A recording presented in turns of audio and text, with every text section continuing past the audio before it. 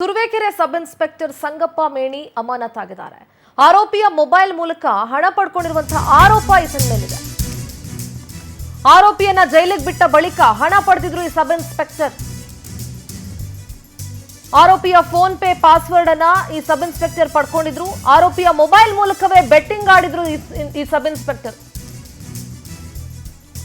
ಹಣ ದುರ್ಬಳಕೆ ಮಾಡಿಕೊಂಡಿರೋ ಆರೋಪವನ್ನ ಎದುರಿಸ್ತಾ ಇದ್ದಾರೆ.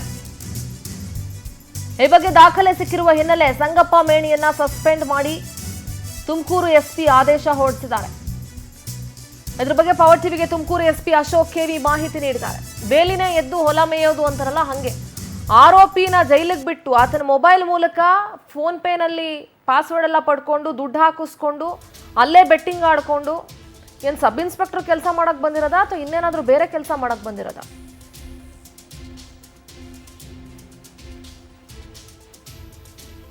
ಪವರ್ ಟಿವಿಯ ಎಕ್ಸ್ಕ್ಲೂಸಿವ್ ವಿಜುವಲ್ಸ್ ನೋಡ್ತಾ ಇದ್ದೀರಿ.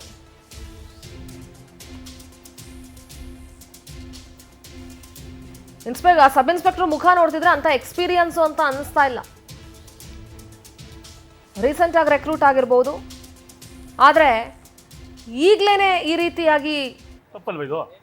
80,000 ರೂಪಾಯಿ ಡ್ರಾ ಮಾಡ್ಕೊಂಡ್ರೆ ಪೊಲೀಸ್ನವರು 85,000 ರೂಪಾಯಿ ಅವ್ರ ಆರೋಪಿನ ಇವ್ರ ಆರೋಪಿನ ಪೊಲೀಸ್ನವರು. ನಾನು 18 ಒಳಗೆ ಬಿಟ್ಟಿರ್ತಾನೆ, 18 ಒಳಗೆ ಬಿಟ್ಟಿರೋದು ನನ್ನ 23 ಹಾಕೊಂಡಿರೋದು. ಫೋನ್ ಹೆಂಗ್ ಹೋಗ್ಬಿಡ್ತದೆ ಸರ್?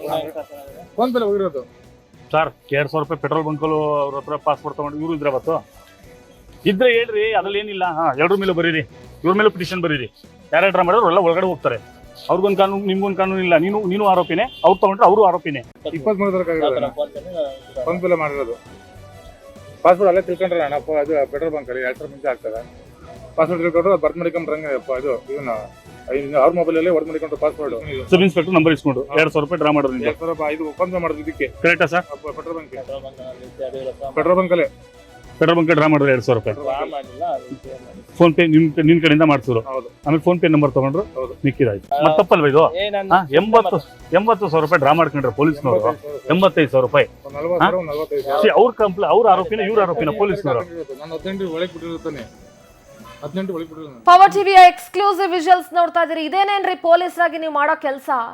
ಏನು ಅಫಿಷಿಯಲ್ ಆಗಿ ವಸೂಲಿ ಮಾಡೋ ಜಾಗ ಮಾಡ್ಕೊಂಡಿದ್ದೀರಾ ಪೊಲೀಸ್ ಸ್ಟೇಷನ್? ಏನಂತ ಅನ್ಕೊಂಡಿದ್ದೀರಿ? ಆರೋಪಿಯ ಮೊಬೈಲ್ ಮೂಲಕ ಹಣ ಪಡ್ಕೊಂಡಿರುವಂತಹ ಆರೋಪ.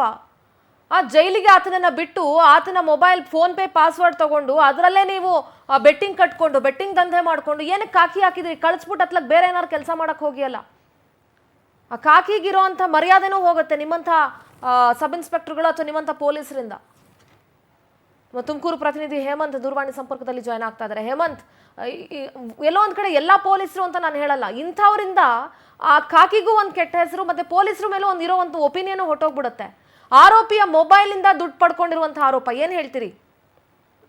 ಖಂಡಿತ ಸಿಂಧೂರ, ಏನಂತಂದ್ರೆ ಏನು ಆರೋಪಿಯನ್ನ ಬಂಧಿಸಿದಂತ ಪೊಲೀಸ್ ಇಲಾಖೆಯ ಸಬ್ ಇನ್ಸ್ಪೆಕ್ಟರ್ ಆಗಿರುವಂತ ಏನು ಸಂಗಪ್ಪ ಮೇಟಿ ಅನ್ನುವಂಥವ್ರು, ತುರುವೇಕೆರೆ ಠಾಣೆಯ ಸಬ್ ಇನ್ಸ್ಪೆಕ್ಟರ್ ಇವರು ಆರೋಪಿಯ ಜೈಲಿಗೆ ಕಳಿಸಿದ ಬಳಿಕ ಆತನನ್ನ ಏನು ಫೋನ್ ಪೇಯ ಪಾಸ್ವರ್ಡ್ ಅನ್ನ ಬಳಸಿ ಅದರಲ್ಲಿ 80,000 ಹಣವನ್ನ ವರ್ಗಾವಣೆ ಮಾಡಿಕೊಂಡಿರುವಂತದ್ದು. ಎಲ್ಲ ಒಂದ್ ಕಡೆ ಈ ರೀತಿಯಾಗಿ ಪೊಲೀಸರು ಏನು ಜವಾಬ್ದಾರಿಯುತವಾಗಿ ನಡ್ಕೊಬೇಕಾಗಿರುತ್ತೆ. ಏನು ಆರೋಪಿ ಆಗಿದ್ರು ಕೂಡ ಆತನ ಬಳಿ ಇದ್ದಂತ ಹಣವನ್ನ ವರ್ಗಾವಣೆ ಮಾಡ್ಕೊಳ್ಳುವಂಥದ್ದು ಎಷ್ಟು ಸರಿ ಅಂತ ಹೇಳಿ ಒಂದು ಆರೋಪ ಕೇಳಿ ಬಂದಿರುವಂತದ್ದು ಸಿಂಧೂರ. ಓಕೆ, ಥ್ಯಾಂಕ್ ಯು ಹೇಮಂತ್ ನಿಮ್ಮೆಲ್ಲ ಡೀಟೇಲ್ಸ್ಗಾಗಿ.